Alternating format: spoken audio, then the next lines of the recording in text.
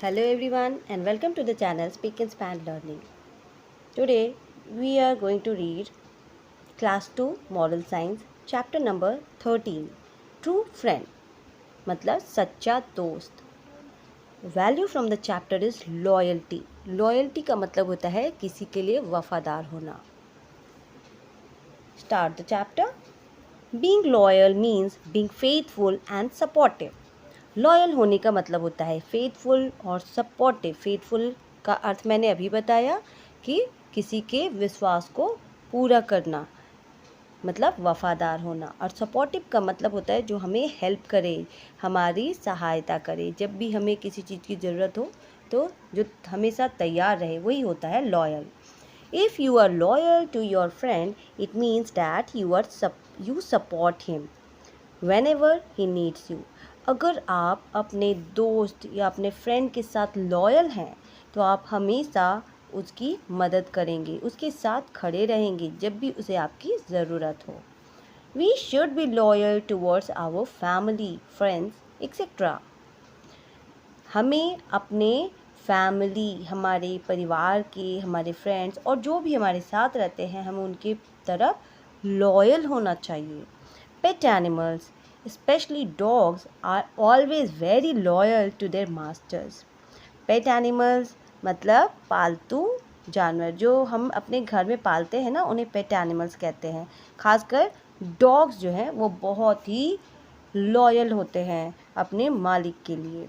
वो हमेशा वफ़ादार होते हैं. हम तो कई बार उनका एग्जाम्पल भी देते हैं ना कि डॉग्स कितने वफ़ादार हैं. Let's read this story. तो हमारे सामने एक स्टोरी है लॉयल फ्रेंड, एक वफ़ादार दोस्त की. Mayank was 10 years old. Mayank 10 वर्ष का एक बच्चा था. ही lived in Srinagar with his parents. वो अपने माता पिता के साथ श्रीनगर में रहता था. Mayank was very fond of skating. और मयंक को ना स्केटिंग करना बहुत ही अच्छा लगता था. यहाँ बुक में एक पिक्चर भी दिया हुआ है कि स्केटिंग क्या होता है. वो एक शूज़ होता है जिसमें रोल्स या व्हील्स लगे होते हैं और उससे स्लिप करते हैं किसी भी प्लेन सरफेस पे, तो उसे कहते हैं स्केट करना. It was crisp and clear day in winters. तो जाड़े का समय था और वो दिन बहुत ही अच्छा सुहाना ऐसा मौसम था कि जिसमें क्लियर बादल नहीं छाए थे, तो अच्छा सुहाना मौसम था. Virtually everything was covered with snow.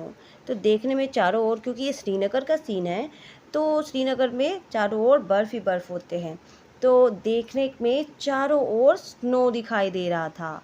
It was an ideal day for skating. और ये स्केटिंग करने के लिए एक बहुत ही अच्छा दिन था. Mayank decided to go for skating. तो मयंक ने बस डिसाइड किया कि चलो स्केटिंग पे चलते हैं. Rocky his faithful dog accompanied him. और उसका एक पालतू कुत्ता जो कि उसके लिए बहुत ही फेथफुल या वफ़ादार था, बहुत ही विश्वासी था, वो हमेशा उसके साथ रहता था, तो वो भी मयंक के साथ चल पड़ा. उसका नाम क्या था? Rocky. When Mayank reached the place, he was so eager to skate that he did not even touch the ice. Mayank को इतना ज़्यादा मन था ना स्केट करने का. ईगर मतलब उत्सुक होना. वो बिल्कुल तैयार था, एक्साइटेड था कि मुझे अब स्केटिंग करनी है. तो उसने वहाँ पे जो आइस थी जिसके ऊपर वो स्केट करने जा रहा था उसे टेस्ट भी नहीं किया, उसके बारे में पता भी नहीं किया, चेक भी नहीं किया कि ये आइस कैसी है. He began skating. और उसने स्केट करना शुरू कर दिया. Suddenly his faithful dog Rocky began to bark. अब अचानक रॉकी जो है जोर जोर से भौंकने लग गया. Rocky's sharp ears caught the sound of cracking of ice, but Mayank did not pay any heed to Rocky. Rocky के कान इतने तेज थे ना कि उसने बर्फ़ के टूटने की जो आवाज़ होती है ना, क्रैक क्रैक करने की साउंड को पकड़ लिया था, उसे सुनाई दे दिया. तो रॉकी को समझ आ गया कि आगे जो है ये आइस टूट जाएगा और मयंक को चोट लग सकती है, इसीलिए वो इतना भौंक रहा था. लेकिन मयंक ने कोई भी ध्यान नहीं दिया. हीड मतलब अटेंशन या ध्यान देना. He kept on skating. और वो बस स्केटिंग करता रहा. Suddenly the ice broke and Mayank slipped into the icy water beneath. अचानक से आइस ब्रेक कर गया, टूट गया और मयंक उसके अंदर उस आइसी इतने ठंडे पानी के नीचे डूब गया. Rocky ran to the place from where his master had disappeared.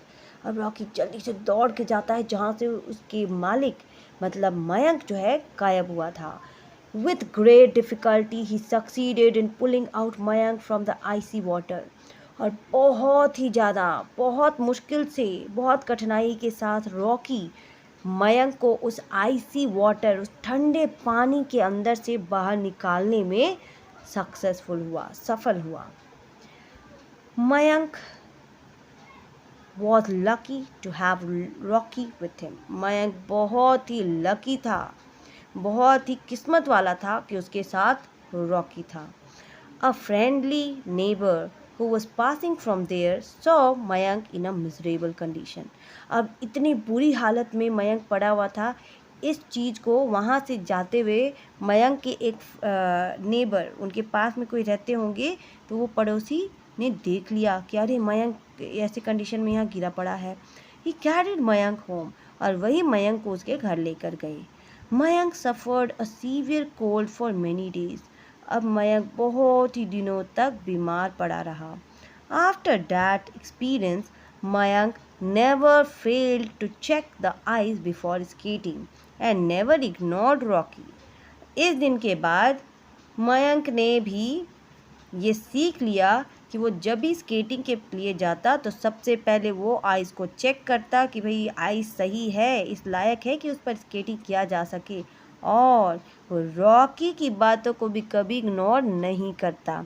Ignore मतलब ध्यान नहीं देना. उसने इस बार रॉकी की बात को ध्यान नहीं दिया था तो उसके साथ इतना बुरा हादसा हो गया. तो अब मॉरल ऑफ द स्टोरी है we should be loyal to people who care for us. जो लोग हमारी देखभाल करते हैं, हमारी चिंता करते हैं, हमें उनके लिए लॉयल होना चाहिए, हमें उनके साथ वफ़ादार होना चाहिए, उनके साथ हमेशा विश्वास अपना बनाए रखना चाहिए. So this is all about the chapter. Thank you.